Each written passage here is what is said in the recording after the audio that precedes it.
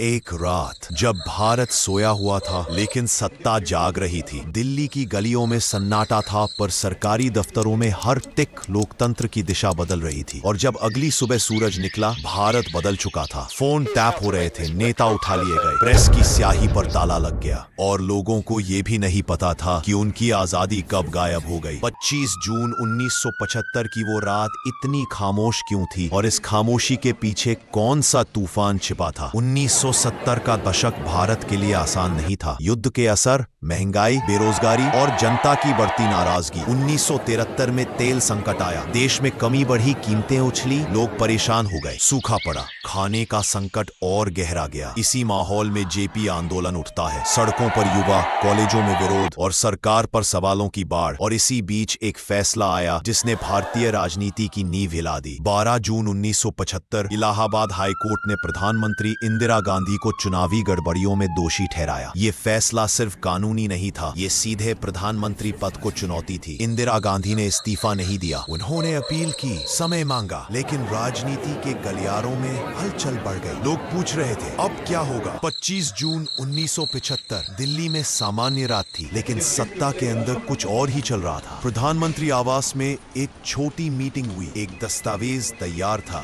राष्ट्रीय आपातकाल की घोषणा। रात 12:20 पर राष्ट्रपति फखरुद्दीन अली अहमद ने उस दस्तावेज पर हस्ताक्षर कर दिए। जिस पल ये हस्ताक्षर हुए, देश की आजादी थम गई। उसी समय पुलिस और इंटेलिजेंस टीमें हरकत में आई। जेपी, वाजपेयी, आडवाणी, जॉर्ज फर्नांडिस, सैकड़ों नेता, पत्रकार और एक्टिविस्ट, सबको उसी रात उठा लिया गया। ना कोई नोटिस, ना कोई आरोप, बस एक आदेश, ले जाओ। लोकतंत्र सांस ले रहा था लेकिन बोल नहीं पा रहा था। 26 जून की सुबह भारत ने एक नया चेहरा देखा। अखबारों का पूरा कंटेंट सफेद जगहों में बदल चुका था। जो खबर सरकार को पसंद नहीं आती उसे काट दिया जाता। रेडियो पर सिर्फ सरकारी बयान था, टीवी पर सिर्फ वही दिखता जो सरकार चाहती थी। लोगों को बताया जा रहा था कि देश खतरे में है, लेकिन असली खतरा क्या था कोई नहीं बता रहा था। इमरजेंसी का मतलब सिर्फ एक आदेश नहीं था, ये एक पूरे सिस्टम पर नियंत्रण था। कोई भी व्यक्ति बिना कारण जेल भेजा जा सकता था। प्रेस पूरी तरह सरकार के अधीन था। लोगों के फोन सुने जाते थे, चिट्ठियां खोली जाती थी, अधिकारियों को असीमित ताकत मिल चुकी थी। देश शांत था, लेकिन ये शांति डर से पैदा हुई थी। 1976 में इमरजेंसी का सबसे विवादित कदम सामने आया। संजय गांधी के नेतृत्व में नसबंदी अभियान। लाखों लोगों को जबरन ऑपरेशन के लिए ले जाया गया। कई गांवों में दहशत फैल गई, लोग घर छोड़कर भागने लगे। देश एक ऐसे दौर में पहुंच चुका था जहां नागरिक की निजी जिंदगी भी सरकार की मर्जी पर निर्भर थी। सड़कों पर विरोध नहीं था, लेकिन इसका मतलब ये नहीं था कि जनता खुश थी। विरोध की हर आवाज दबाई जा रही थी। अनेक नेता जेलों में सड़ रहे थे, पत्रकार अपनी ही खबरें लिखने से डरते थे। देश चुप था, लेकिन अंदर सब उबल रहा था। 1977 में अचानक चुनाव की घोषणा की गई। देश ने पहली बार महसूस किया शायद लोकतंत्र वापस आ सकता है। चुनाव हुए, परिणाम आया। इंदिरा गांधी की भारी हार हुई। जनता ने साफ कह दिया, देश एक व्यक्ति की मर्जी से नहीं चलेगा। भारत ने अपनी खोई हुई आवाज वापस पा ली। 1975 की इमरजेंसी सिर्फ एक घटना नहीं है, ये याद दिलाती है कि लोकतंत्र चुनाव से नहीं बचता, वो बचता है जनता की आवाज से। 2 साल तक भारत ने अपनी आवाज खो दी थी, लेकिन 1977 में उसने उसे वापस पा लिया। और सवाल आज भी वही है, क्या इतिहास खुद को दोबारा दोहरा सकता है?